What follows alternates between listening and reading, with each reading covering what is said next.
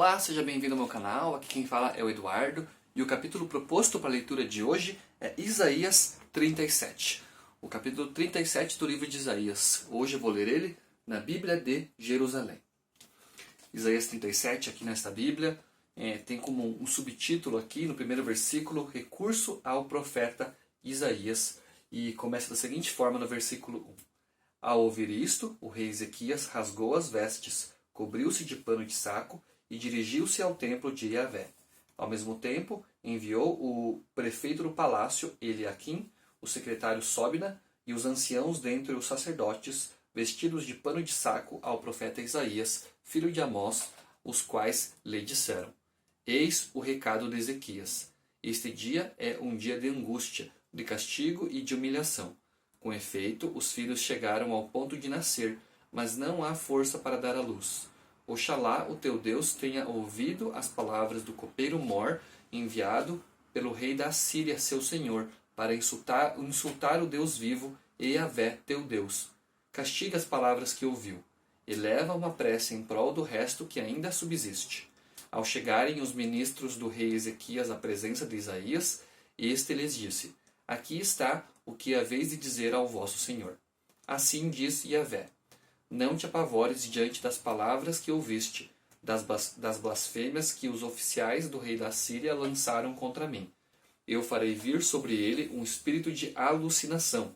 Ele ouvirá um boato e voltará para a sua casa, a sua terra, onde o farei cair à espada. O copeiro Mor voltou, indo encontrar o rei da Assíria que combatia contra Libna. Com efeito, aquele tinha ouvido dizer que o rei havia abandonado Laquis, por ter recebido um recado a respeito de Taraca, rei de Cush, dizendo: Ele partiu para a guerra contra ti. Senaqueribe tornou a enviar mensageiros a Ezequias com este recado: Direis a Ezequias, rei de Judá: Não te engane o teu Deus, em quem confias, dizendo: Jerusalém não será entregue nas mãos do rei da Assíria. Sem dúvida, ouviste o que os reis da Assíria fizeram a todas as terras, entregando-as ao anátema. Como haverás tu de escapar? Por acaso conseguiram libertá-las os deuses das nações que os meus pais destruíram, a saber, de Gozã, de Arã, de Rezefe e dos Edenitas, estabelecidos em Telassar? Onde estão o rei Emate, o rei Arfade, o rei de Lair, de Sefarvaim, de Ana e de Avá? Ezequias tomou a carta das mãos dos mensageiros, leu-a e subiu ao templo de Yahvé, e aí a abriu na presença de Yahvé. Ezequias orou a Yahvé com estas palavras: Ó Yahvé dos exércitos, Deus de Israel, que te assentas sobre os querubins, tu és o único Deus de todos os reinos da terra. Tu criaste os céus e a terra. Inclina os ouvidos, ó Yahvé, e ouve. Abre os olhos, ó Yahvé, e vê. Ouve todas as palavras de Senaqueribe, que ele enviou para insultar o Deus vivo. É verdade, Yahvé, que os reis da Assíria destruíram todas as nações e as suas terras, e lançaram os seus deuses ao fogo, porque não eram deuses, mas sim obra de mãos humanas, feitos de madeira e de pedra, que eles destruíram. Mas agora, Yahvé, nosso Deus, salva-nos da sua mão, e eu te suplico, a fim de que todos os reinos da terra saibam que só tu, Yahvé, és Deus. Então Isaías, filho de Amós, mandou dizer a Ezequias: Assim diz Yahvé, o Deus de Israel, a respeito da oração que me dirigiste referente a Senaqueribe, rei da Síria. Eis a palavra que Yahvé pronunciou contra ele. A virgem, a filha de Sião, te despreza e zomba de ti. Ela meneia a cabeça por trás de ti, a filha de Jerusalém. A quem insultaste e injuriaste? Contra quem levantaste a voz e ergueste o teu olhar altivo? Contra o Santo de Israel. Por meio dos teus oficiais insultaste o Senhor, dizendo: Com a multidão dos meus carros subi ao monte, ao cume dos montes, aos recessos mais remotos do Líbano. Cortei seus cedros mais altos e seus mais belos zimbros. Cheguei até seu cume mais elevado, até seu verguel frondoso. Cavei águas estrangeiras e as bebi. Com as plantas dos meus pés sequei todos os rios do Egito. Não o ouviste? Já de há muito tracei este desígnio. Desde tempos antigos o planejei. Agora o executo. Teu papel era reduzir cidades fortificadas a montões de ruínas. Seus habitantes impotentes, amedrontados e confundidos, tornaram-se como a relva do campo, como a verdura dos prados, como a erva dos telhados, exposta ao vento oriental. Conheço o teu levantar e o teu sentar, teu sair e teu entrar, bem como teu furor contra mim, visto que te enfureceste contra mim, e a tua insolência subiu até os meus ouvidos. Porei a minha argola nas tuas narinas e meu freio nos teus lábios, e te farei retornar pelo caminho pelo qual vieste. E isto te servirá de sinal.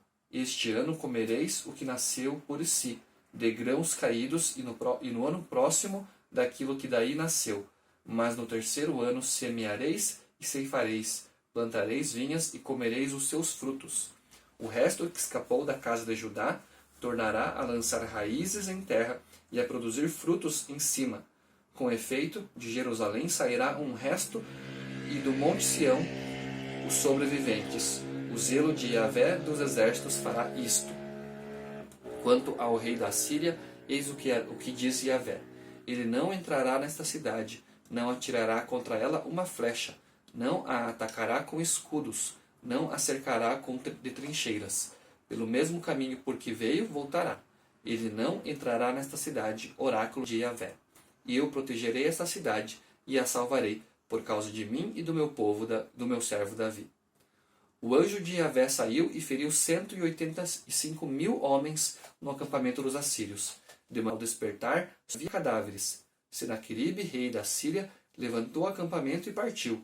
Voltou para Nínive e ali ficou.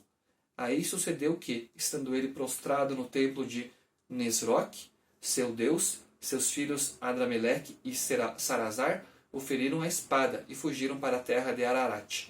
Em seu lugar reinou o seu filho Azaradom. Leitura de Isaías, capítulo 37, aqui na Bíblia de Jerusalém. Separei alguns comentários relacionados a esse mesmo capítulo. O primeiro aqui na Bíblia de Estudo, a Mensagem. Um comentário relacionado aos versículos 15 ao 20, que dizem o seguinte: Este é um dos grandes quadros da oração nas Escrituras. Ezequias, ajoelhado no templo, a carta zombeteira de Senaqueribe, aberta na sua presença e na presença de Deus. Esse tipo de oração é a caldeira na qual está a sabedoria divina e na qual as decisões eternas são forjadas. Observe como a oração foi transformada nessa caldeira. Não foi uma oração egoísta, na qual o único desejo do rei era que Deus o salvasse e a seu povo. Ezequias de fato disse: Mas agora intervém, ó Eterno, nosso Deus, salva-nos dele. Mas esse não foi o fim da oração. Antes, foi um meio para se alcançar outro fim. Para Ezequias, o objetivo não era salvar a si mesmo ou salvar o povo, mas sim salvar o nome de Deus, de ser ridicularizado entre as nações.